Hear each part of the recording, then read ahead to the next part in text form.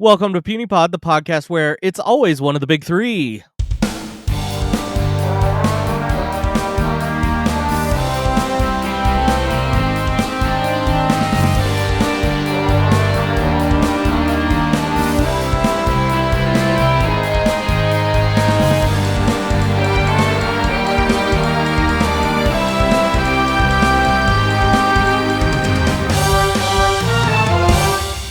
Welcome to Puny Pod, everyone, the Marvel fandom podcast where we rewatch the MCU in release order, and over on our monthly Bugle episodes, we cover Marvel news. I'm Ryan, and my co-host, who is for sure not going to move his seat up, is David. David, how are we doing this fine Sunday morning? Dude, I got to stretch the gams. I'm not moving the seat up. I'm doing well. How are you now? I am not too shabby. It's potty training weekend, so I'm a little bit tired, and the new modern way of potty training with like just the 3-day boot camp it's wild. Dude, you'll catch the hang of it. We all do, man. I'm kidding. Good luck with that with Ted. Oh, thanks. That aside, I've been hinting at some secret news, some things I've known, some stuff I couldn't necessarily say on the show. And finally, I am at a place where I can announce that I have joined Doomsday. like literally everybody else on this network. I am now an official travel planner with Concierge, and I even had my first booking, thanks to you, David. So, David, do you want to tell us a little bit about your Concierge experience? Sure. Mine would probably be atypical because I just texted you. No, we talked. So we were going to the parks a couple weeks ago, just going down for a quick overnight, and wanted to book a ticket for my son. And wanted to book a hotel room. So texted Ryan, gave him the deets, and it was quick and easy. Didn't cost me anything. The nice thing was you kept an eye on the booking of the hotel price and saw that it had dropped, and we jumped in and booked it and had a great time. Heck yeah, dude. Yeah, and listeners, if you guys want to book, you can reach out to 856 Our Ears, or you can go to concierge.com. You can also find me. I'm on Instagram, Tomorrowland Travel Authority.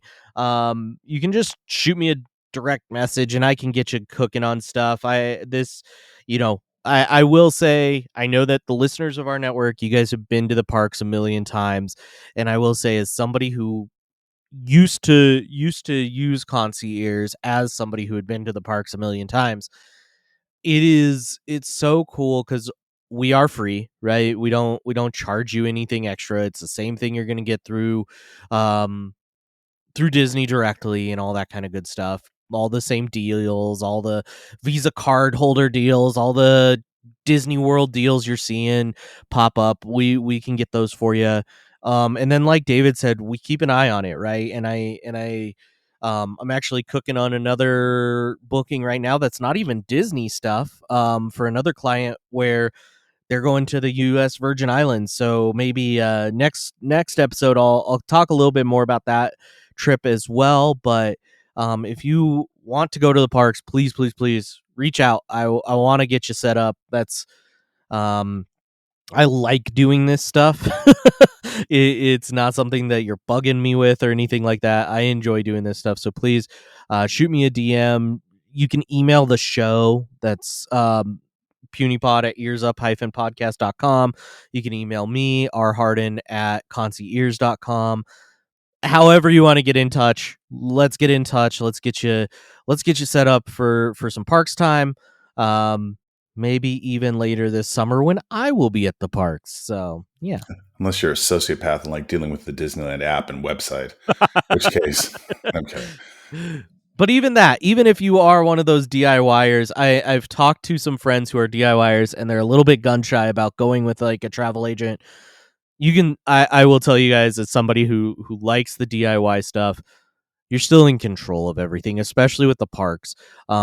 If you do a cruise, you can't pay Disney directly, which I'm sorry, but everything else you're in full control of. You can schedule your dining reservations. You can modify your hotel or whatever you need to do. You can do that stuff. It's just concierge is just another person in your corner. So love that about it.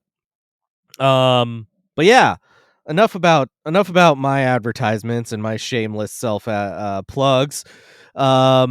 We are here. We are your Marvel podcast, and we are covering Falcon and the Winter Soldier, the second TV show from the Disney Plus family archives, whatever. Wait, not Falcon the Snowman, the 1985 No, movie.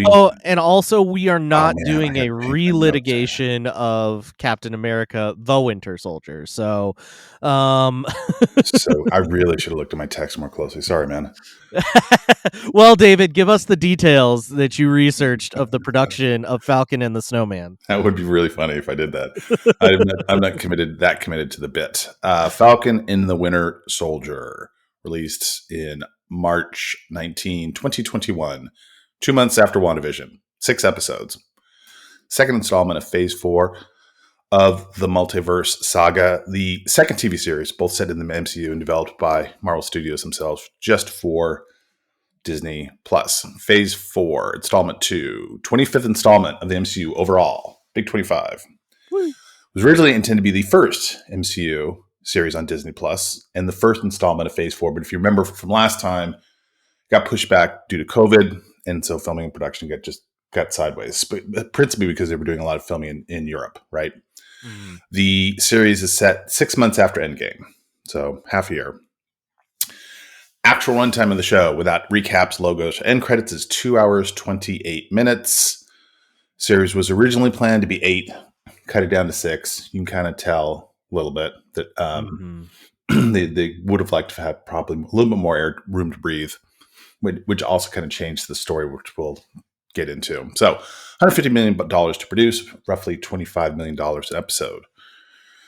Rotten Tomatoes, critics, 84%. Audience, 81%. So pretty solid reviews. Not everyone loved it. 1-star review from IMDb, shifted over to IMDb this time, from J. Keller Blue. These aren't superheroes. The story follows an amputee and a guy who's flying drones. The end. That's it. Oh, A guy whose man. hobby is flying drones. Anyway. And Superman is just a guy who gets a wicked tan. Evidently so, yeah. Dewey was not a fan. There were other ones that were like focusing more on like the social messages and stuff like that. I'm worried all that I stuff. can imagine. Yeah, they're pretty bad. They're pretty terrible. Production note. So by September 2018, Marvel Studios was developing several limited series for Disney Plus, such as Sam and Bucky, Wanda, and others. Filming began in October 2019 in Atlanta, before moving to the Czech Republic in March 2020. Timing.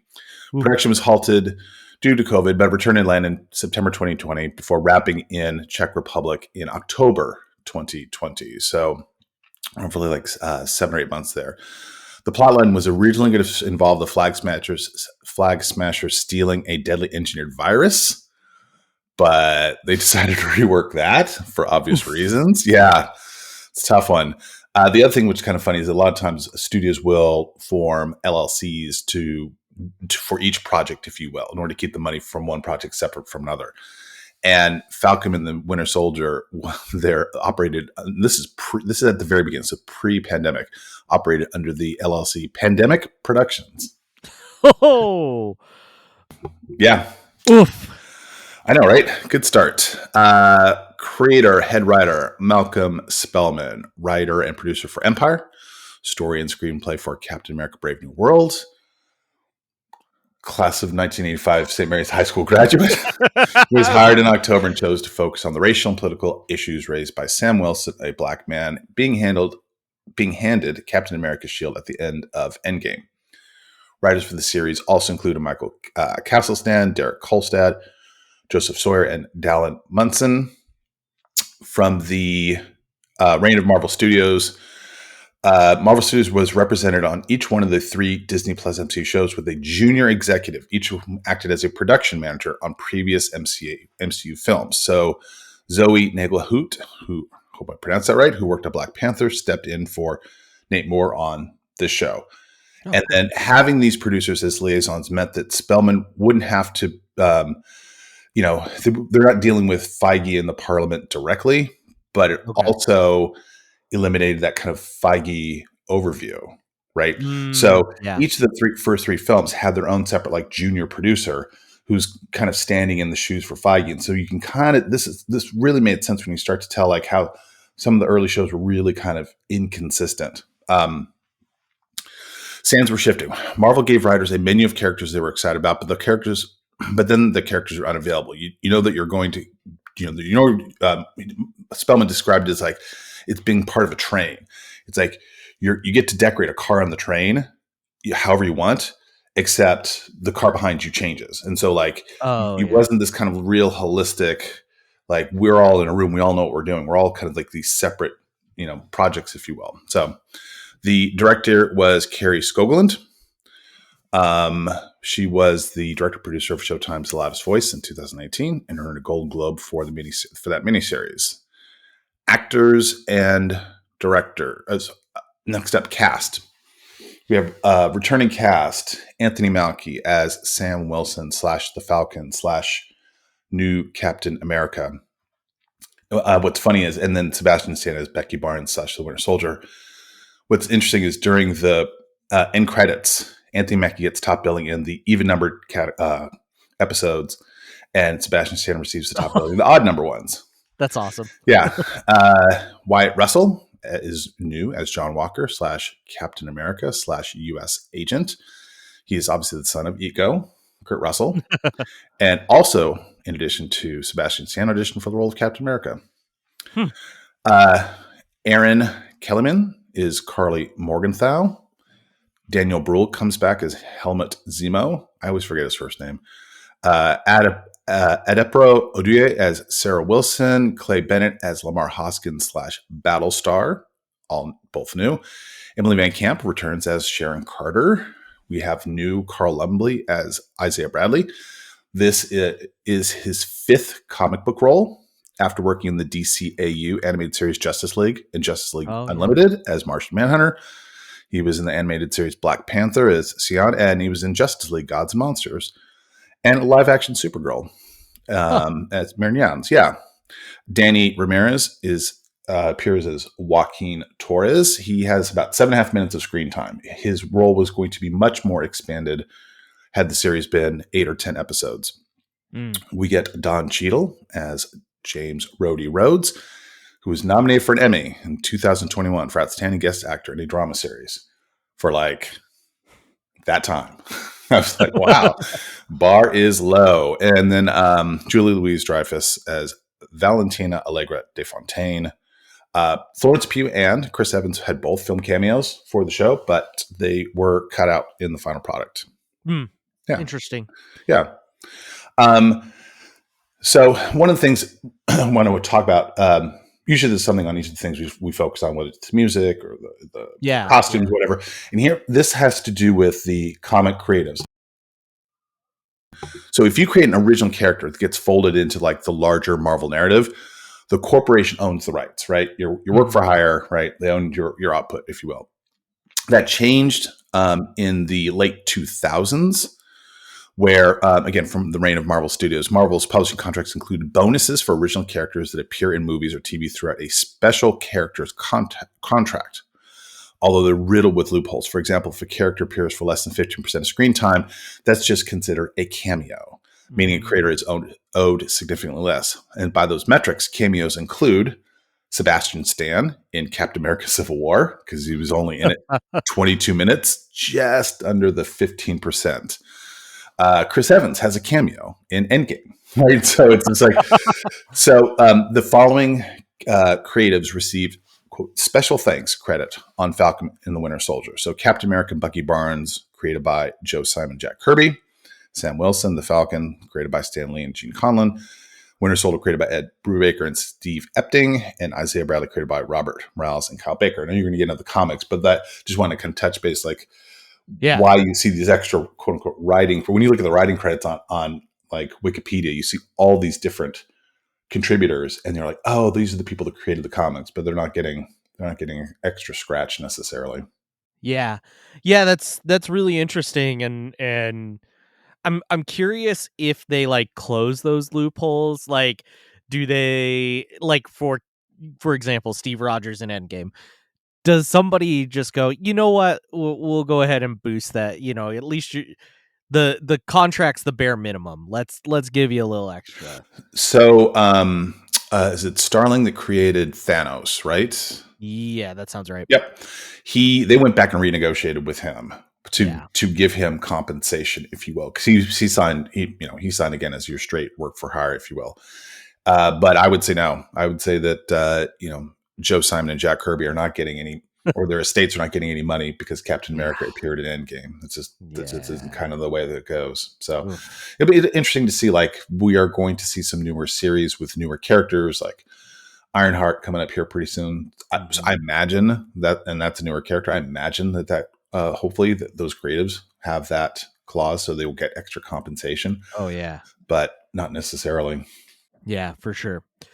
For sure. Maybe that's why Miles is kept out of the MCU so much, is cuz he's a creation of the mid 2000s, so maybe his contracts are a little bit more movie friendly, if you will. Or not movie or Creative artist friendly, friendly, yeah. yes. But here's the thing: I can't imagine that it's that much money, right? Yeah. It Yeah. which if you think about it, just if you're just standing just on the principle of it, it's I would imagine that like the amount that they're getting, they're not getting as much as like the actors. They're not getting Oh, as for much, sure, like, for right? sure. So it's like Yeah. just throw them. It all comes down to it's like that old, it's that old conundrum you run into, like when sports like athletes go on strike and that sort of thing, where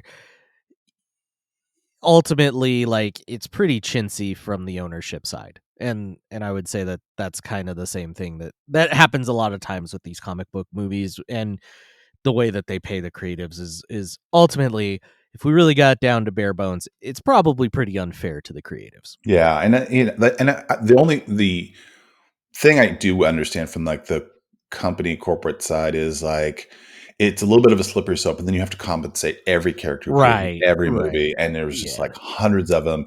And who, as you know, is who created a character is sometimes a little bit in dispute, Messy. right? Yeah. Yeah, it's not Yeah. super clean all the time. So I imagine now they've done a better job of it. They had to in response to the market where like Kurt, like others would go to like DC and Oh, get yeah. compensated for things. And Yeah. so, We I should mean, I'm do a glad. special show on, like, the whole Kirby backstory at some point. I know his Sure. his is really interesting. So, Oh, it's super messy. Love it. um but that does dovetail really nicely into our comic book information. So, thank you, David, for the kind of behind the scenes production. Let's jump over into the comic books. Let's celebrate some of those creators. So first one, Falcon here. Introduced Captain America number 117, June of 1969. As David mentioned, Stanley Gene Colan. Sam Wilson was born and raised in Harlem, New York City, New York. At a young age, his father was killed while trying to break up gang violence, and Sam was tasked with raising his younger siblings, Sarah and Gideon. Sam was always a good soul, often volunteering to work in the same shelter that his family lived in. In his adult life, Sam became a well-known social worker in Harlem. He always had a natural affinity for birds. He liked bird watching, that sort of stuff, and eventually would find himself in Rio buying a pet falcon named Redwing, who he would form a deep bond with. The name Falcon came to Sam while answering a call in the Caribbean. During the story, he was trapped on an island by Red Skull. Red Skull had also captured Steve Rogers there. The two met up. Steve trained Sam in martial arts and encouraged Sam to take on the moniker Falcon in order to inspire the indigenous peoples of the island to rise up against the Red Skull. During the climactic fight, um, Red Skull used the cosmic cube on Sam, which gave Sam the ability to mentally connect with avian animals. So he now can speak to birds with his mind. Throughout comic book history, Falcon has largely been in the orbit of Captain America, operating primarily in Harlem. Falcon's stories often explored real world social issues such as racial inequality or police violence, and include a bizarrely large number of false Captain Americas. I think I counted like 6 different not real Captain Americas that Sam has fought over the You years. think you'd be able to suss that out, right? Like, Right. a quick question for you: do you obviously when he first appeared in the comics, he was Black Falcon. They make joke of it in the TV series as well. Do we know when So that? his name was Falcon in his first appearance. Okay, I think he got called Black Falcon on and off, and actually, his first solo book came in 1983, and it was after a really questionable Avengers arc, which I think on the Secret Spoiler Show we'll talk a little bit more about. But it essentially involves like a like 10 issue arc investigating if Falcon was a equity hire to the Avengers. ew, Oh, yeah, it's messy. And so definitely like social justice is a big part of it. I do think like there was probably characters who called him Black Falcon. I don't know that his like quote unquote moniker was ever Black Falcon, but um he I will say Falcon was also the first hero in the comics to join Captain America during the Civil War event. So when Cap split off, Falcon was right there at his side. In October 2014's Captain America Volume 7, number 25, Sam was given the shield and the mantle of Captain America following a storyline that saw Sam nearly sacrifice himself by taking a bomb into outer space. That sounds a little familiar. Um, Following the 2015 Secret Wars, Marvel started a new era, which they called the all new, all different Marvel, which was meant to be kind of a universal reset where they took parts of the Prime Marvel universe and parts of the Ultimate Marvel universe, and kind of combined them together to make this new comic mainline that included things like Miles from the Ultimate and those sort of things. So when they launched all new, all different Marvel, Sam was the head of the all new, all different Avengers, which featured Sam, Iron Man, Miles Morales, Spider Man, Ms. Marvel, Kamala Khan, Nova, Jane Foster as Thor, and Vision. You might notice that this list is very, very familiar if you have been following Marvel for the last 5 years. All of these characters have been featured heavily in the multiverse saga, and I would bet that somewhere, well, other than Miles Morales, I guess, but I would guess somewhere in the discussions was to try and get all new, all different Marvel to match up with the MCU a little bit. Um, Despite taking some time off after witnessing the wrongful imprisonment of a fellow hero, um, Sam is still an active Captain America. Steve is actually back in Captain America-ing these days, and actually Sam just had a new solo book start up earlier this year because Marvel's all about corporate synergy, and Sam just had a movie release earlier this year. So he also got a new solo book. And so you can go check that out. I will say during his time as Captain America, Sam was known for taking more of a political stand than Steve ever did, right? Steve had a very moral stand and always would do the moral thing, but never but shied away from specifically political action, whereas Sam actively, and we see that a little bit in the show, which we'll talk about, but Sam does take an active political role as well.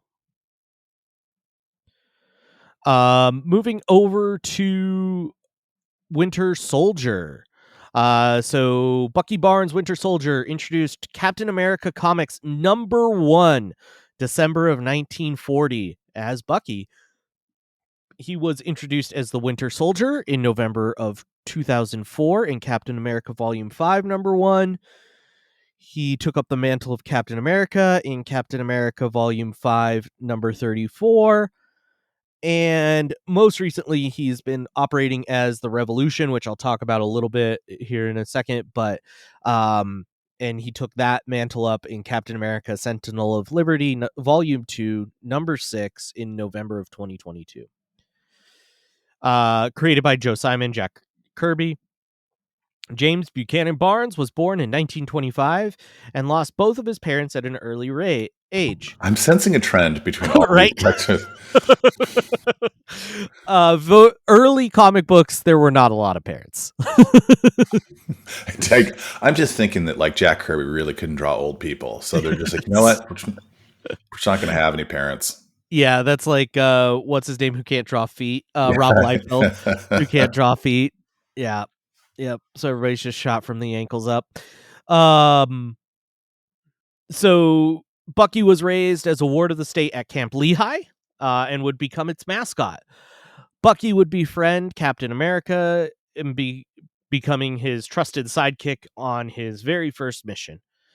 During a mission that pitted the pair against Baron Zemo, Cap and Bucky attempted to jump onto a drone plane to stop it from being delivered to Hitler. Bucky made the jump and, despite a warning from Cap, got stuck and blew up with the plane.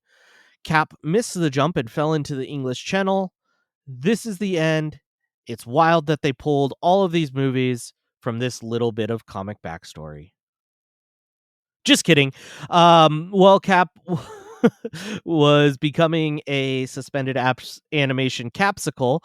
Bucky, sans left arm, was discovered frozen by a Russian sub hoping to find Cap. Over the ensuing years, Bucky was used by the Russian government to carry out assassinations, including assassinating Wolverine's pregnant wife and JFK. Now we know who did it. He was also part of the Black Widow's training at the Red Room and had a romantic relationship with her during that time. Something to note, though, about all of this is everything I just talked about, from the point where he fell into the English Channel on, he got blown up with the drone plane, until what I'm about to share, basically when he comes back.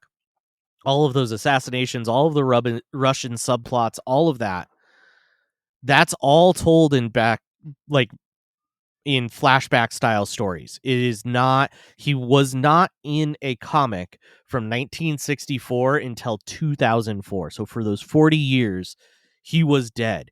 In fact, there's an old saying in comic books that no one in comics stays dead except Bucky, Jason Todd, and Uncle Ben. Obviously Bucky kind of has been erased from that old saying these days, and Jason Todd a little bit as well. If you're a DC fan, that's Robin, and he's been back around a little bit more. But yeah, so Bucky was dead in the comics for 40 years. During his reintroduction into the comics, Bucky's memories were restored by Captain America using the Cosmic Cube. From here, Winter Soldier became a complex hero. For a time following Steve Rogers' death, Bucky took up the Captain America mantle, even fighting alongside Steve as two Captain Americas once Steve came back. After the events of the Fear Itself arc, Bucky was believed dead and went underground. When he reemerged, he came back as the Winter Soldier once again and would eventually join up and lead the Thunderbolts. As of most recently, Bucky has taken up the mantle of Revolution, a leader position within the Outer Circle, which is sort of a group kind of like the Illuminati. It's like a group of like 6 people who control the world through like weird little, nudges here, nudges there. Okay. And in the current comic books, because again, this is actually a really timely episode for us, because both of the titular characters have movies of varying levels of popularity that have come out in the last 6 months. And so because the Thunderbolts also have a movie out, that means that we also have a Thunderbolts comic out right now. and Bucky is leading that rendition of the Thunderbolts and with the help of Val. Moving on to U.S. Agent. U.S. Agent introduced Captain America number 323, July 1960 or 1986 as Super Patriot. Introduced as Captain America in Captain America number 333, June of 87, and introduced finally as U.S. Agent in Captain America number 354 in February of 89. Super Patriot is a wild name. Yeah, especially I don't think I include this here, but some of his early like sidekicks go on to be his enemies, and they are left winger and right winger. Okay. That sounds great. Yeah. Yeah. Written by Mark Grunwald, drawn by Tom Morgan. John Walker was born and raised in Georgia. And actually in the TV show, I forgot to note this in our notes. I don't, but the Georgia city or town is actually accurate. So in the TV show they use the correct town even, which is pretty cool. John followed his brother's lead and joined the army. And in the army, he befriended Lamar Hoskins, Hector Lennox, and Jerome Johnson. During their enlistment, they saw no action, and they all left very disappointed that they weren't heroes. After they left the army, they were approached by the power broker, who told them they could make them super soldiers for a price. This group would go on to become Super Patriot and his Bold Urban Commandos. These were, I should mention, the Bold Urban Commandos are men of color, and that is a questionable thing to call them Bold Urban Commandos. But You mean, yeah, here we Bucky are. is, yeah, That was their Buck's- nickname, was yeah, the Buckies, right? Yeah, doesn't age real well. Yeah. They Do were we- essentially. Quick Go ahead. question: do we know if John Walker's parents are alive? Since Well, we'll get there in a second because that is a key part of his story. Essentially, these were a group of wannabe heroes that would often end up becoming like inadvertently the villains of their stories because they would like try and stage a fight and it would go wrong and somebody get hurt or something like that. When Steve Rogers stepped away from the Captain America mantle, John was chosen as the next Captain America after the first 5 options that they wanted were unavailable. His time as Cap is easily summed up as a hot mess. Essentially, he spent the time trying to be a hero and failing at it, so much so that it got his parents killed and resulted in his mental state deteriorating. This is kind of where he was established as this really hothead who, like, when his parents were killed, so he had gone off. He had gone off and like disobeyed orders to try and go save his parents, which ended up being a trap. And then his parents were killed in front of him, causing him to just lay into the gang that had captured his parents. Very similar to some of the themes we see in this show, where he is not. If you get him angry, he gets pretty reckless. The back half of his time as Cap was one failure after another, which resulted in a completely and uncharacteristically bad decision by Ronald Reagan to prevent the Commission on Superhero Activities or Superhuman Activities from firing John as Captain America. Eventually, he would hand the mantle back to Steve, and John would stage his own assassination.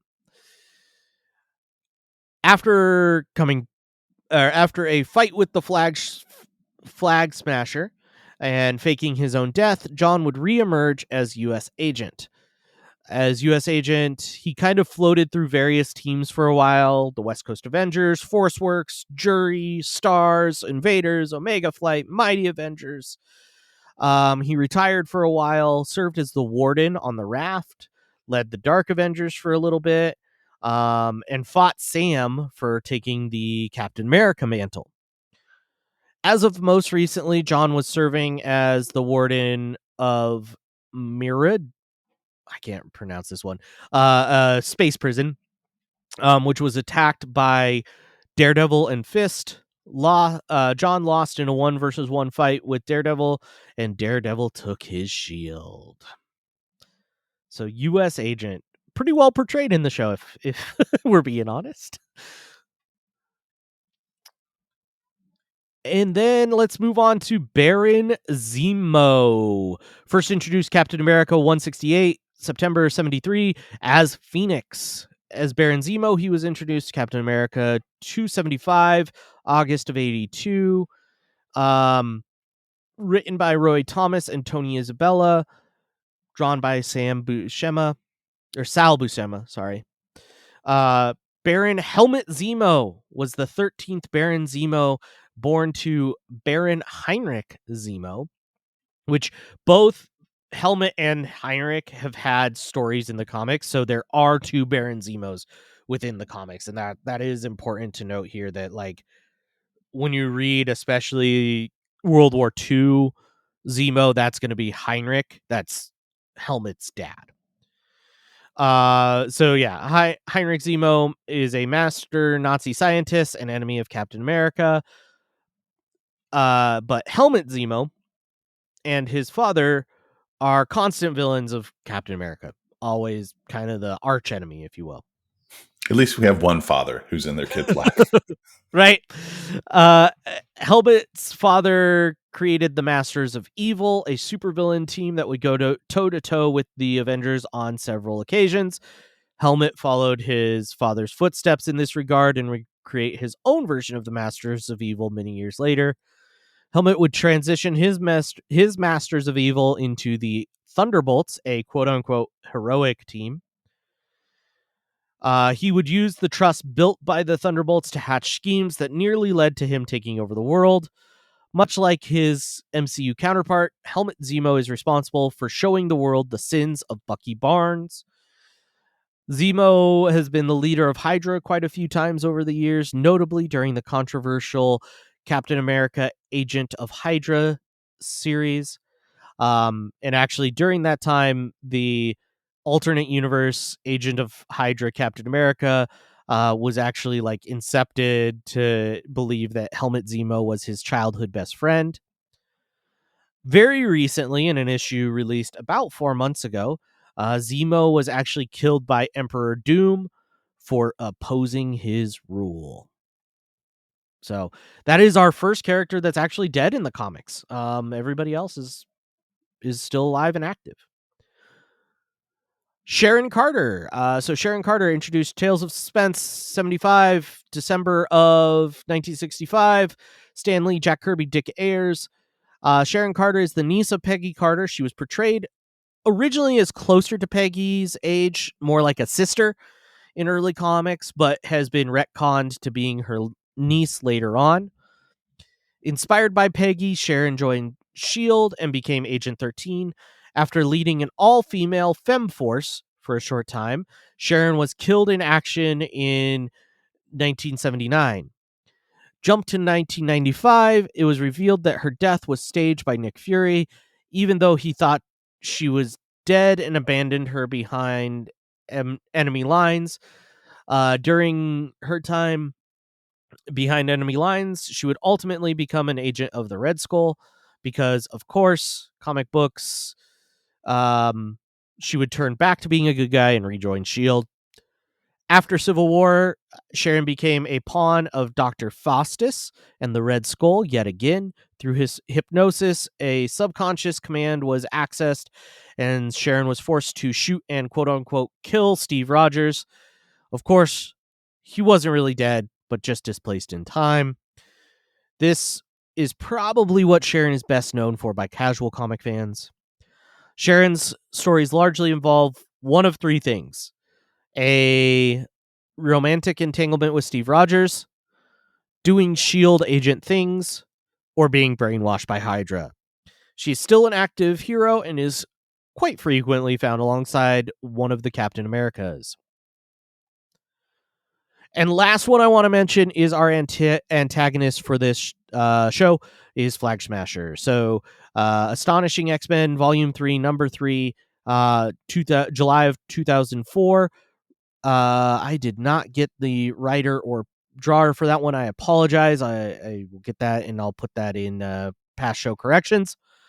Karl Morgenthau is the son of a wealthy Swiss banker turned diplomat. Karl was a bit of an outsider due to how much his father needed to travel. When his father was killed in a riot, Ding, Karl ding, felt ding. Yep, exactly.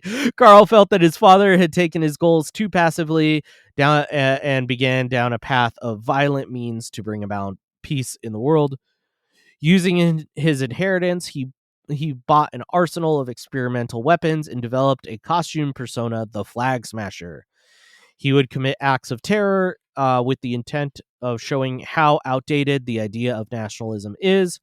He ultimately joined and led the group Ultimatum, which is actually an acronym: Underground Liberated Totally Integrated Mobile Army to Unite Mankind. Terrible. This is terrible. He was installed as the leader of the Eastern European country of Rumeskatan, and was allegedly assassinated by Domino in the comics. So he is dead. And you will note Carly Morgenthau. Yeah, it's they just did a little switcheroo there to fit in with the actor that they had on the sweet Disney contract at the time, because I think because she did Solo just before this and then popped back up in this and hasn't showed up again since. But that is our comic history. I apologize; it was a little long-winded there, folks. But there were a lot of fun characters and lots of interesting ones. And I do think there's some differences, right? Like Sam was never in the army in the comics, but let's put him in the army here, and some things like that. But I think largely they get it right with the MCU, and these like this set of characters is largely treated pretty well. Yeah, I think it's a little bit. Sam is here. He's from the South. He's not from Harlem, but like you're still able to like get the ethos of the characters. These are real, normal-ish, right? Right. Characters, if you will, with, plus the serum for several of them. But yeah, I think based on your kind of comic background, I think they did a pretty good job putting them on the screen and depicting them. Fair For enough. sure. Well, let's take a quick break before we get into before we get into our questions, for Weird Uncle Ryan to jump in and give us the news about what's going on the network. What's up, everybody? It's Uncle Ryan. As I promised in the Monthly Bugle, I'd be drunk for this. So, yeah, Ears Up did a show about Captain EO, and Tokyo. And then the Bantha Boys put out an episode. What's that about? And the comparison is taking over the Supreme Resort. Go enjoy those shows. All right. Thank you, Weird Uncle Ryan, for the rundown of what's going on the network. David, let's see here. So let's get into kind of what we remember about this early on. So I think we can probably throw out the what was your first viewing of this like, unless there was something that specifically stood out. But, we're in 2021. This is about to release. What do you remember kind of thinking about this going into it early on? I mean, again, with the background of the pandemic, knowing that it had been delayed, that there's some reshoots, the project had changed. Obviously, knowing the screenwriter, knowing like what the theme was going to be on, I'm going to touch a little bit on to like race and politics and so forth. I was really interested in seeing that because, like you said, for the most part, pretty apolitical throughout at least kind of the first few phases. And I really enjoy the two characters. I think Sebastian Stan is fantastic. And I was looking forward to seeing like how they were going to develop these characters, not having read the comics, and knowing that Falcon turned into Captain America and like how they were going to kind of pull it off. So how about you? Yeah, I would say sort of similar, right? And I think something that I will mention is like 2020 is largely remembered for the the pandemic and that sort of thing, but also during 2020 was also the social unrest around like the killing of George Floyd Mm-hmm. and some other social pieces there was a lot that summer. And so I think that like knowing that like a very socially charged show was going to come out, I don't think I expected as much as it is. I kind of expected them to handle it a little bit more ham-handedly because that's kind of how Marvel had done things to this point. Um not necessarily as well as they did. Um and so I was definitely looking forward to this one. I was really excited um for like a team up situation, something more grounded. I do remember kind of early on there was kind of this discussion of like what are you most excited for, right? WandaVision or Falcon and Winter Soldier or Loki, right? There's kind of those three options out there at the time, and it was like what were you most looking forward to out of Disney Plus? And I don't think Falcon and Winter Soldier was high on my list.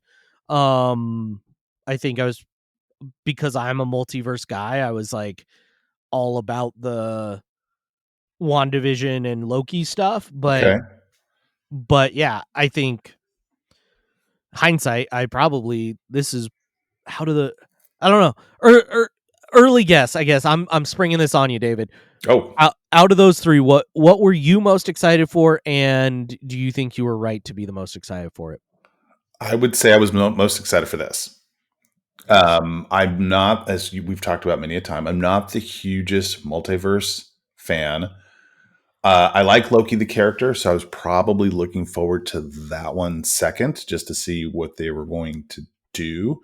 And it's got, is it Owen Wilson? I always get the Yeah, Wilsons confused. yeah. Yeah, Owen, who I love. And I would say WandaVision third, but in hindsight, WandaVision was really, really good. So how about you? Fair enough. I would say I was probably most excited for Loki, I think, because that was like confirmed to be multiversal. We knew that that had some weirdness with the fact that Loki had come back and all that stuff. So I was really excited for that. I would say probably it'll be interesting. I haven't started my rewatch of Loki, but I think in hindsight, I would say WandaVision is probably the one I like the most, just off cuff. Um but I would say this is probably second, and they're all three really good. Like I think that's important to note. Like me saying that like WandaVision is the one that maybe I like the least out of those three doesn't mean that it's bad. Like I would say everybody talks about how the MCU fell off after Endgame, and I think these three projects are something you can hold up to say, no, there's still some good stuff out there. So Yeah.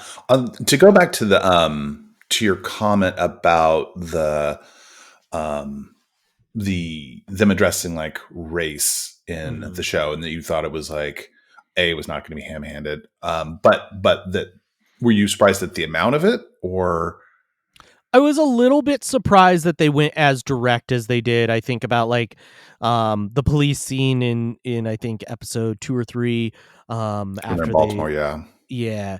And so there was a little bit more direct addressing of it than I expected, but uh uh, yeah, I would say I was not surprised because Captain America, like Falcon had been established as Captain America, I believe, just prior to this in the comics. So kind of had an inkling that that's where this was going to end, and his comic book runs, discussed the race of it all, and so like there was kind of a mandate that it needed to get in there. Um, but Yeah, so surprised, no, I would say a little bit surprised with how direct they were. How about you? Interesting. I'm I am personally not surprised knowing the person who wrote it and just I Sure. mean the Yeah. story. I mean Baltimore is is basically Oakland or Berkeley, right? But so that felt very real, and I just felt that they would tell like a real story. What's interesting is that the way in which the showrunners work is that they decide the initial shape of their shows, but then each pass the control over to the series director. So I don't think the degree of collaboration will vary by show, with some characters and storylines being completely overhauled. So it was no longer a central. Actually, Spellman's original scripts it was much more central, and Mm. then it was directed by Carrie Skoglund, which is a white Canadian female, and so some of it got toned down. So it would have been interesting to hear the writers off the record talk about like what it originally looked like, and again, we had the pandemic. It was going to be 8 episodes. At one point in time, it was going to be 10. You can only kind of imagine, like, you get a little sense for a little bit of the, I think dysfunction's not quite the right word, but just the non-cohesion, if you will. And it kind of can come across a little bit. But I will say this. I don't think anything was, I don't think it was heavy-handed. I thought the Isaiah Bradley character was very well portrayed and written. And so all that stuff I thought came across as very genuine. I wonder whether the series would be made today. Yeah. But yeah, and I think there are some things that in a 2025 lens are also interesting, like the GRC plot to me feels very interesting today, where there's a lot more about refugees and refugees getting kicked out of countries and that sort of thing, and it has a different lens when you watch it today. Yeah, it does. Yeah, it does. So actually, that actually dovetails us really nicely into, David, what were you thinking going into it this month? How much of that did you remember? How much of that were you expecting? What were you thinking going into your rewatch? So I started rewatching this one, I'd say a couple months ago, just more casually. Like, no, I'm not taking notes and just watching it just to enjoy it. I didn't get all the way through because I knew it was coming back on the calendar. So I was like, okay, let me just start from the beginning and pay close attention to it. And having just watched Captain America: Brave New World, I just wanted to see how those two kind of feed together, and see if there were things from this series which paid off in the movie, or vice versa. How about you? Yeah, I would agree. I remembered the highlights from this show, and I think I said it last episode. I don't know that I've rewatched any of the MCU Disney Plus stuff, so I think I watched it on its first run, but then haven't rewatched it since. And so I remembered the highlights, right? I remember John Walker. I remember the shield scene. I remember that. Spoiler alert. I remember that like I remember the ending, and honestly, I kind of forgot about Flag Smashers being the kind of antagonist. I forgot about some things like Power, not necessarily forgot, but forgot a little bit about Power Broker. And so I was kind of going in a little bit fresher, a little bit more of a blank slate, more kind of going in with like, I remember the vibes and I remember some of the takeaways. Yeah, same. I didn't remember. There were parts of it I completely forgot, and it was on rewatch. It was actually like, oh man, I'm getting to watch something new again in a weird way. Even though I'd seen it before, it was just kind of in the back of my mind. And there were definitely scenes that that were very impactful, which I'd forgotten were as impactful than rewatching it again. Right. I agree. And I was really looking forward to, we're in 2025 here, and so we have Captain America: Brave New World just came out earlier this year in February, and then Thunderbolts, which are both direct draws from this show. they pull directly from this, their payoffs to the two titular characters plus, other characters within it. So I was excited to revisit this in the lens of sitting here in a year where this movie has paid off. It's really interesting. We haven't really done that a whole lot with this show, where like it's so timely, right? Like this, literally, this show fed into the two movies. We haven't done that a lot, and so that is kind of new for the show, and I like it. It's cool. Everything's fresh, and you go, and so that was really, really cool. But yeah. Anything else, David, before we get started on the breakdown? Let's jump into the movie, or the show, I should say, not the movie. Let's do it. All right, David. So I'll let you get us started with episode 1, New World Order. New World Order. So as mentioned before, it's 6 months after the events of Endgame. Things are still, as we see, are still very chaotic in the world. At the beginning, we see Sam Wilson, aka Falcon, getting dressed up.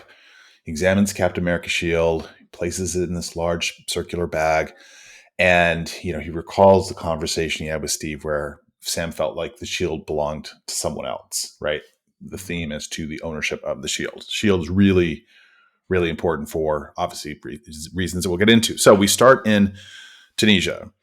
And when watching these scenes, I felt like I've seen this in some Star Wars movies or some Marvel movies before. Like I try to avoid going down the rat hole where I've seen it. So we cut to the skies above Tunisia. The U.S. Air Force is briefing Falcon on the rescue of Captain Vassant, who has been abducted by the terrorist organization LAF. I think that's just what they're called, LAF. I don't know what the acronym stands for. I tried to look for it. I tried to look for like a comic reference. There was nothing there. That must have been in the 7th episode where they explained what the LAF was. You get a stack of comics, and I'm sure the writers are like, I'm not using Ultimatum. That's a stupid name. We're just going to call it LAF and not even define it. It's great. So Falcon will be supported by First Lieutenant Joaquin Torres on the ground, and Falcon is told to keep it subtle because they are nearing restricted Libya airspace. So he's got to rescue him before they get to Libya. Turns out the plane was hijacked by George Batroc, played again by George St. Pierre and his forces. Sam uses his Red Wing drone, his hobby drone, to cut a hole through the plane, gauges Batroc's men in a fight. As is always the case, straight bullet hits the pilot, plane starts to go down, everybody jumps out. Batroc and his 4 troops, they put on those wingsuits, which there's no money in the world that I would ever put on this thing to jump out of anything. They zip tie Vassant to one of them, jump from the plane. He follows down. We get this cool aerial pursuit through a canyon. I will say a lot of that like the jump looked very practical. I think probably from the time they left the plane until about when they got into the canyon, I feel like it was pretty practical effects there. Like there was a lot of, it seemed like they actually did a jump for that, which is cool. I think so. They, when you watch the show, I'm sure they spent a ton of money on special effects, but I agree. I think that was real. Batroc again, we saw him, the Winter Soldier, again, him and team kidnapping a military person. Just a little stereotype there for old Batroc. Batroc the Leaper. Batroc the Leaper. So Torres tells Sam to fall back because they're nearing the Libya border, but instead Sam, who is being chased by several missiles, flies through the helicopter, rescues Vassant, causes the missiles to destroy the helicopter, and kills everyone but Batroc. I'm guessing that was CGI, but yeah. Congrats. I'd like to pause for a second. Congrats to Sam on the win, because prior Sam fights have been a little one-sided. He's getting worked by Ant-Man. But anyway, so afterwards we see Sam repairing. They're like in a marketplace, and he's repairing Red Wing. Joaquin tells him about a new group of anarchists who call themselves the Flag Smashers, which are looking to revert the world to its blip state. And they really like Pokemon Go. That app the whole time, the augmented reality app that they use to like coordinate the Flag Smashers, I'm like, oh, It's Pokemon Go. Good. I also like the part where Torres is asking the conspiracy theory of Steve as he's on the moon, right? Oh yeah. So Sam heads to Washington D.C. He's going to deliver a speech about Steve Rogers and donate the shield. He calls upon the need for new heroes before he donates the shield to the Smithsonian in order to celebrate Steve's legacy. Now, what's interesting is that at this point in time, when you talk about like where is Steve, no one associated with the show knows whether he's alive or dead. Yeah, and it's left so so. I mean, and I find this weird. Maybe this is something they just overlooked and they won't do anything with. Who knows? It's Marvel, so hopefully they will. I But think it's like, intentional. we haven't had a funeral. Mm-mm. And throughout this show, the only time that you hear anything hinting towards anything is at in the like 7th episode when Bucky and Sam are talking. They're tossing the shield back and forth between each other, and they refer to Steve in the past tense as if he was dead. But otherwise, everything is very, very ambiguous. Yeah, and I think they do it to like so they don't write themselves into a corner, right? Yeah. So Sam meets with James Rhodes, who is no longer wearing leg braces, and they have a conversation as to why Sam didn't take up the Captain America mantle. Sam feels like the shield belongs to someone else, Steve Rogers, and Rhodey talks about broken alliances and world instability and says, quote, "The world is broken. Everyone's just looking for someone to fix it." And as they stare at Captain America display with the shield, Rhodey ends with, "It's a new day, brother." And for that, he was nominated for an Emmy. And a little bit of shades of like Steve at the recruitment, right? Like Sam looks at the shield and you see his reflection as if he's holding it, not quite fitting it. Mm-hmm. Very reminiscent of when Steve in the first Avengers steps up to the recruitment booth and they do the little reflection trick and he doesn't quite fit the soldier. Yeah, totally. This is also there's a deleted scene, which maybe we'll get into on the spoiler show, but the whole Scrody scroll, like whether he was scroll theory, yep. who's a scroll, where they're a scroll, all that stuff. Yeah. The deleted scene, I think, tends to lead people to think that he was now a scroll, but not before. But anyway, so we cut over to Bucky. He's having a nightmare where he has a flashback to his days as the Winter Soldier. And you get this cool scene where he basically single-handedly ambushes a large group of people like a hotel, like staircase and so forth, before killing his target and saying, "Hail Hydra." Unfortunately, an innocent bystander was also there, saw everything, pleads for his life before being shot in the head by Bucky.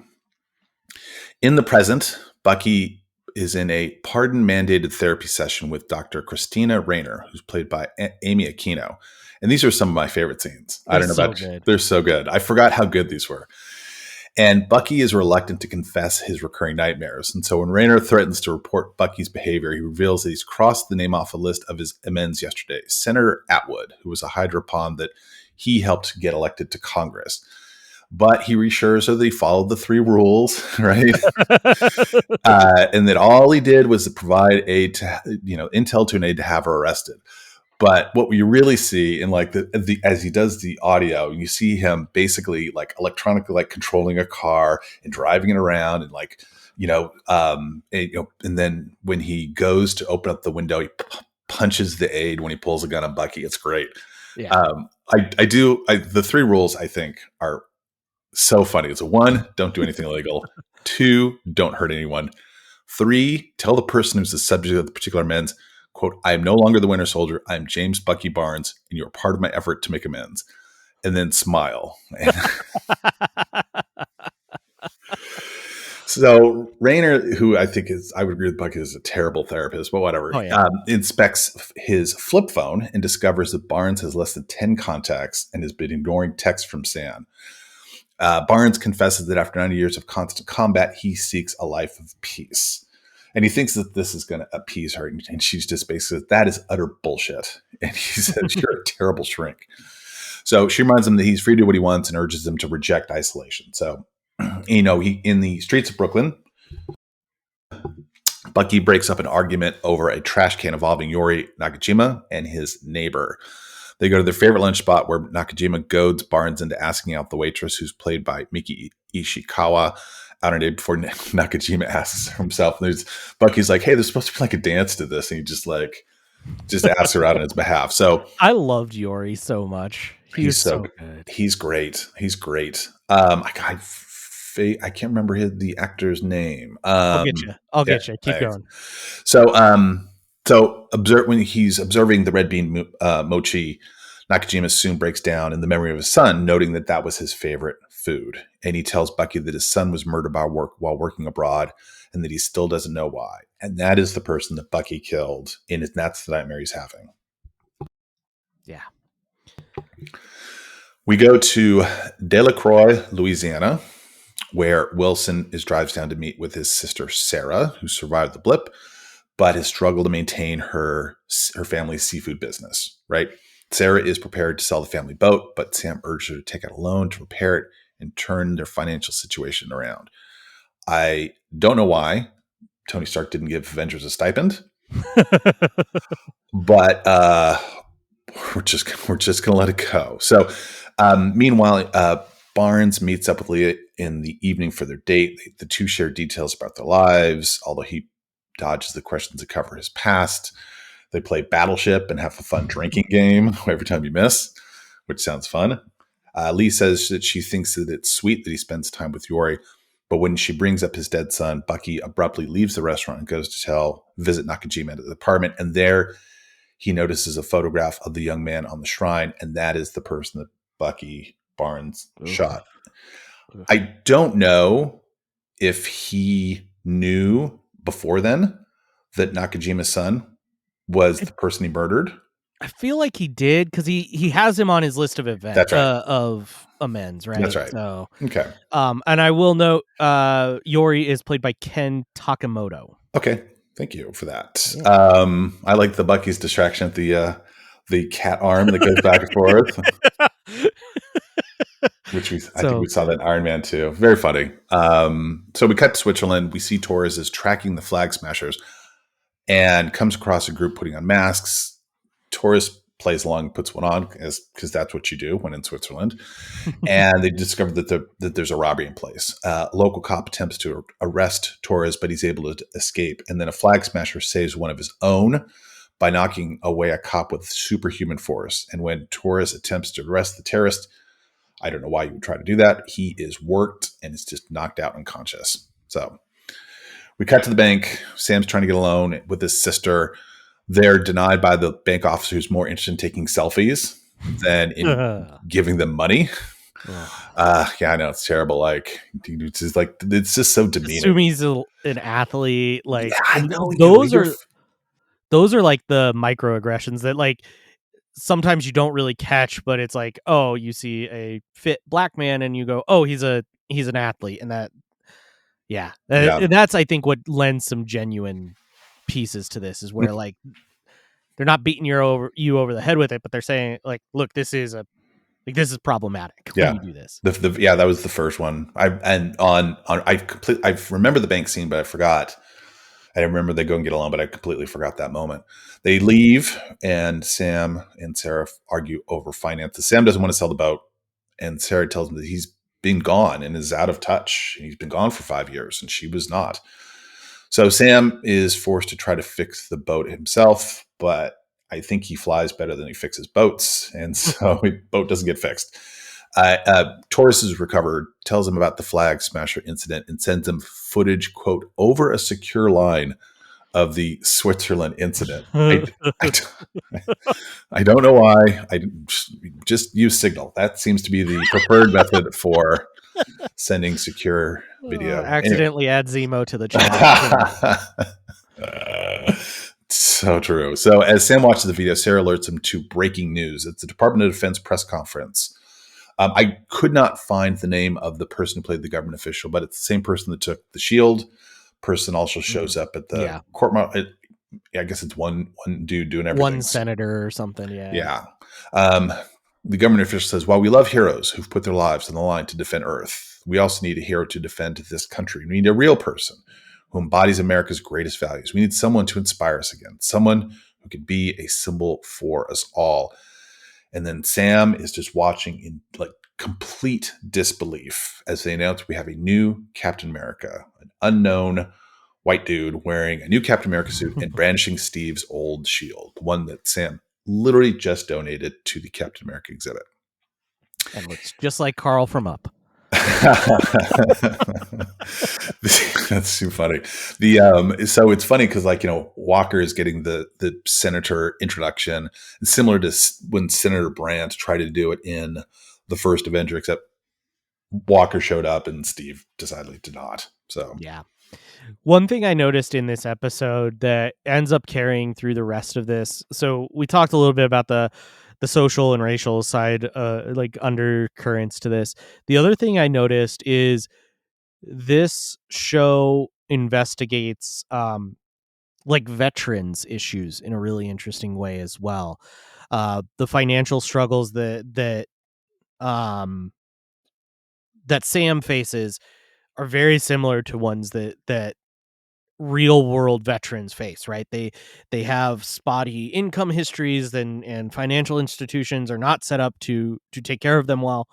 And then also you look at like Bucky's story, which is more the mental health side of a veteran returning from war. And so I think that it is a very interesting like way that they split out the two kind of impacts to coming back from war, and they investigate it in a really thoughtful way in this show.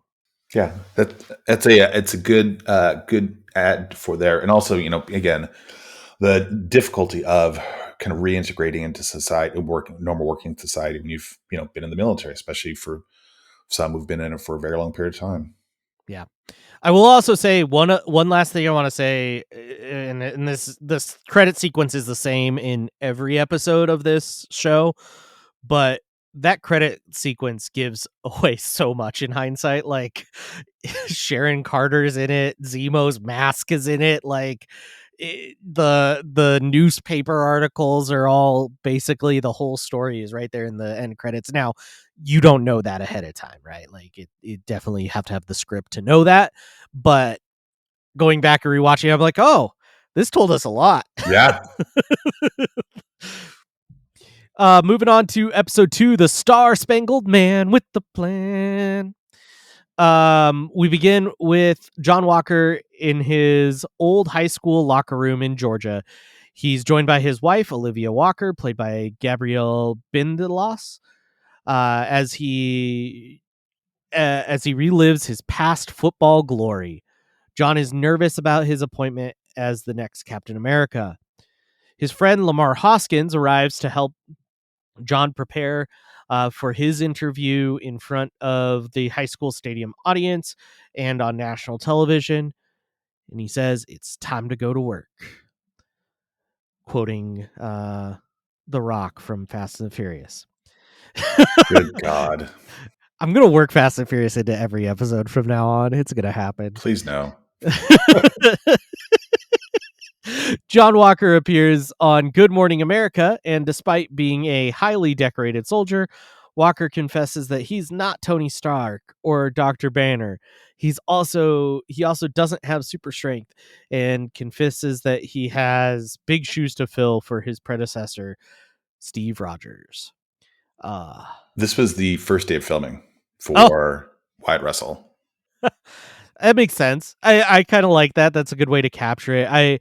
The marching band here plays Star Spangled Man with a Plan, which is an Alan Menken throwback from the first Captain America, the First Avenger.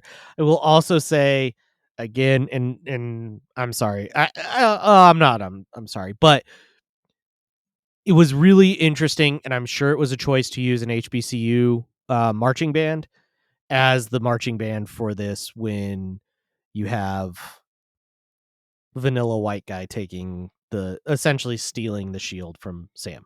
Yeah. Wild choice, and definitely if you're kind of tuned into it, you go, oh, yep, there we go.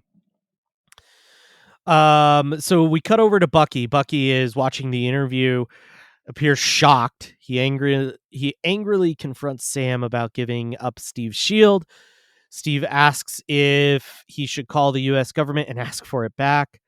Or sorry, Sam asks if he should call the government and ask for it back.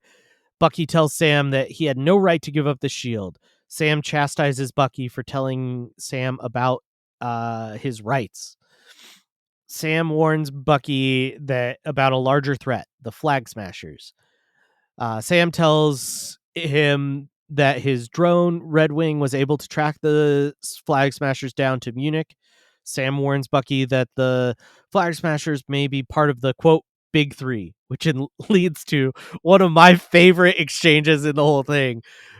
What Big Three? Androids, aliens, and wizards. That's not a thing. That's definitely a thing. No, it's not. Every time we fight, it's one of the three. So who are you fighting now? Gandalf?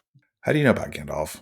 I read The Hobbit in 1937 when it first came out. So you see my point? No, I don't. There are no wizards. Doctor Strange is a sorcerer. Sorcerer is a wizard without a hat.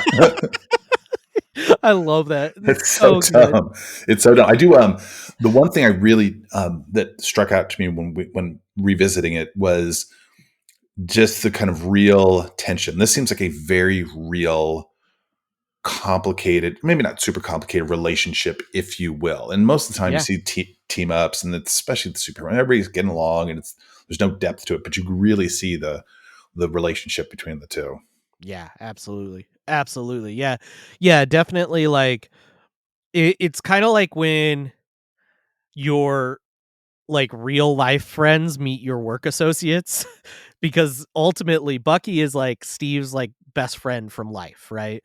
Whereas like Sam, is a good friend, but he's a work associate of Steve, and so it's kind of that interesting kind of oil and water meeting, and they each have their own agendas, and Sam understands a lot more about the world being a modern day black man who has dealt with a lot of things, versus Bucky is 100 and what does he say? 109? Is that what he says? I think it's 113 or something like that. Yeah, something like that. Your old man who ultimately has been a soldier his whole life, right? Whether he was fighting in World War II or all the way up to now, he's just a soldier who kind of follows orders. And so it's interesting to watch them interact for sure. Current show correction, it was 106. 106, there we go. Bucky tags alongside Sam for the mission, and they bicker about the plan. Falcon flies out of the plane, and Bucky has to jump out without a chute, and has a painful landing, which Sam thankfully recorded via Red Wing. In the middle of a forest stands a ruined warehouse where they find the Flag Smashers transporting stolen vaccines for whatever reason into trucks, and Sam and Bucky bicker again on strategy. And this is one of those moments where you can see that plot that they had to abandon. The vaccines are the thing here and whatever. Red Wing's heat vision discovers an apparent hostage in the truck, prompting them to chase the transports. Barnes enters the truck and finds a young woman inside who he assumes is the hostage, but quickly realizes that Carly Morgenthau is not a hostage when she boots Bucky out of the truck and dons her Flag Smashers mask. Cue the iconic side-by-side truck fight scene. We love a good semi-truck fight. And actually they won an Emmy, I think, for this, for stunt coordination. Yeah, they did. If you like one fight on top of a semi-trailer, how about we give you two side by side? There's the great scene where Carly breaks Red Wing, and Bucky's like, I always wanted to do that. So, things are looking a little grim. It's looking like our titular heroes might lose. And then John Walker and Lamar Hoskins arrive via helicopter to help Sam and Bucky. Barnes is dangling from the bottom of the truck's chassis before Sam dives down and rescues him. They end up in a meadow. Sam and Bucky surmise that the attackers were all super soldiers. Meanwhile, Walker and Lamar are overpowered and forced off the truck. And then we get the great truck ride, and this one's really funny. After getting work, Sam and Bucky are walking, and they try and figure out how 8 Flag Smashers received Super Soldier Serum. Walker and Hoskins show up in a truck and offer them a ride to the airport. He warns that they were up against one of the big 3. Again with the big 3. The big 3 again.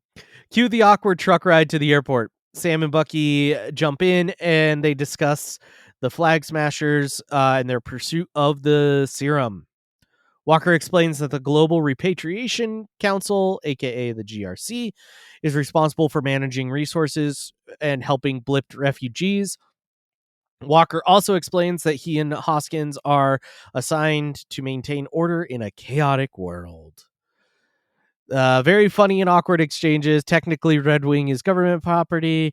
Serum hasn't always worked out. Does he always stare like that? You guys were getting your asses kicked before we were, I love that so much. And he's like, Lamar is going like, I got mad respect for you, but you guys are getting your ass kicked. And then Sam asks who he is, and Hoskins tells him his name's Lamar Hoskins. He says, I'm Lamar Hoskins.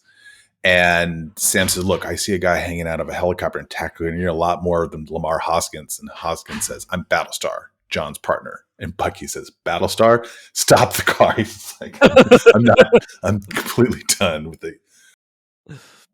Walker tries to recruit Bucky and Sam to join him. He tries to assure them that he's not trying to replace Steve, but rather trying to become the best Captain America he can be. He asks Sam to be his, quote, wingman, but Sam is not having it and gets out of this car with Bucky. We see the Flag Smashers take refuge inside a safe house set up by a supporter, which is a sweet early 2000s like internet cafe. Carly receives a text from an unknown number that says, you took what is mine. I'm going to find you and kill you. And there's weirdly a little heart emoji at the end. I think it's a blue heart. That means friends. The group discovers that Interpol has issued an arrest warrants for them, prompting them to purge all traces of their identity. Back on the plane to the U.S., Sam and Bucky are talking about retaking the shield and their fight against the super soldiers. Bucky tells Sam that there's someone Bucky tells Sam that there's someone he should meet. And we go over to Baltimore. Bucky and Sam arrive in Baltimore. Barnes knocks on the door and tells Eli Bradley, played by Elijah Richardson, that they are there to see Isaiah. Bucky says, tell him the guy from the bar in Goyang is here. He's gonna know what that means. I will note that Eli Bradley is actually a modern day superhero who goes by the name Patriot, who gets super soldiered by blood transfusion with his from his grandpa. I like the exchange with the little kid walking up, and he's like, "Hey, it's Black Falcon. What's up?" And Sam's like, "It's just Falcon, kid." And then Sam disarmingly says, "Are you Black kid?" To the point about the name, right? Yep. Yeah. We don't need to put somebody's racial identity in their name. Come on now. Eli tells them that, or lets them into the home of Isaiah Bradley. Bucky tells Sam that Isaiah is a super soldier that Barnes met during the Korean War. Isaiah talks about how he took off half of Bucky's arm and asks him if Bucky is here to kill him. Bucky, I'm not a killer anymore. Isaiah, you think you can wake up one day and decide who you want to be? It doesn't work like that. Well, maybe it does for folks like you. Oof. Well, that was a stinger. That definitely stuck out for sure. Yeah. And I will say, listeners, we'll do a whole rundown on Isaiah Bradley because a little bit light spoilers, but you've probably seen trailers and stuff. He does come back in Captain America: Brave New World, and just with as much comic book stuff as we had, I wanted to give Isaiah a good rundown and a good deep dive, and so I'm gonna save that for when we get to Brave New World. So just know I'm not omitting him on purpose. Well, I am omitting him on purpose, but not for long. Microaggression from Ryan. Man, I was not expecting that on this show. Right? um Eli, so yeah. Bucky tells Isaiah that the other super soldiers about the other super soldiers. But Isaiah breaks down and recalls being in prison for 30 years. And how they forcibly drew blood samples from him while being in prison before forcing them out of the house. That's such a poignant story, right? You think like Tuskegee Airmen. You think of like Well, and the, he the invokes the Tuskegee Airmen, later right? on. Yeah. There was in the research there was a historical parallel to a woman, an African American cancer patient named Henrietta Lacks, who had cellular tissue extracted from her for medical research without her consent or any compensation, and it's still still used for medical research today, and still no compensation. Brutal. As they walk down the street, Sam is heated at Bucky for not telling him about Bradley's existence. Their heated argument attracts the attention of the police, who racially profile Sam and ask him for ID and ask him if he is bothering Bucky. The police quickly realize who they are and are immediately apologetic. But after discovering their identities, the police realize that Barnes has a warrant out for missing his court-mandated therapy session and arrest him. Sam arrives at the detention facility and greets Dr. Raynor, and just then, John Walker arrives to release Bucky Barnes, being super cool and chill, and free him of his mandated sessions because John Walker's just that chill and cool of a guy. As Walker waits outside, Dr. Raynor forces Barnes and Wilson into a condition of release therapy session. Dr. Raynor uses the soul gazing exercise. The two turn their chairs and get real close, like crotch to crotch, and have like a really it starts off really tense, and I think this was like a really genuine scene where like it starts off as both these guys not wanting to do this, super tense. They get into like a staring contest and Dr. Raynor has to break it up. Just blink, sweet Jesus. But then they actually like have like a true conversation, right? Bucky asks Sam why he gave up the shield. Sam asks Bucky why he's making a big deal out of it, which theoretically this whole thing has nothing to do with Bucky. Bucky tells Sam that Steve trusted Sam by giving up the shield, and that he is essentially throwing away Steve's legacy and all that he stood for. And Bucky ponders, if he was wrong about you, maybe he was wrong about me. Oof. Wilson responds, can you accept that I did what I thought was right? Yeah, I like that, where he's just like, it's like almost like he can't have his own opinion as to the shield. I know Bucky feels very strong, and he talks about why later on, but it's almost like being told what I should do. Can I not have my own opinion? Right. He proposes that they squash the current situation and that they never have to see each other again after their mission is completed. Sam and Bucky exit their therapy session only to find John Walker and Lamar outside. Walker informs them that the Flag Smashers leader is named Carly Morgenthau and that the group has been spotted in Central Europe. Sam tells Walker and Lamar that he and Barnes are free agents and they are splitting paths to confront the Flag Smashers. Walker tells them to stay the hell out of my way as he turns and we see Cap's shield. Cut to the Sokovian airport. the Flag Smashers are loading boxes of stolen vaccines onto an airplane as the power brokers close in. One Flag Smasher sacrifices himself to buy enough time for the plane to take off. Cut to Sam and Bucky walking the streets. Bucky tells Sam that Isaiah mentioned, quote, my people, which Bucky explains references Hydra, which leads them to visit Baron Helmet Zemo in prison in cell 2187, which is also Leia Organa's cell number, and extract information from him. Yeah. And we're visiting Zemo. We're visiting Zemo. How excited were you when first watching this to get some Helmet Zemo? Oh, super excited. And honestly, this series, we'll talk about the dance later on, but this series is so good for Zemo. And well, we'll save it for a second because we'll get it. there's some interesting Zemo stuff. Yeah. Hey there. Hey guys, it's Editing Bay Ryan. I'm just popping in here to let you know, as usual with these TV shows, we went long, so there are 2 parts.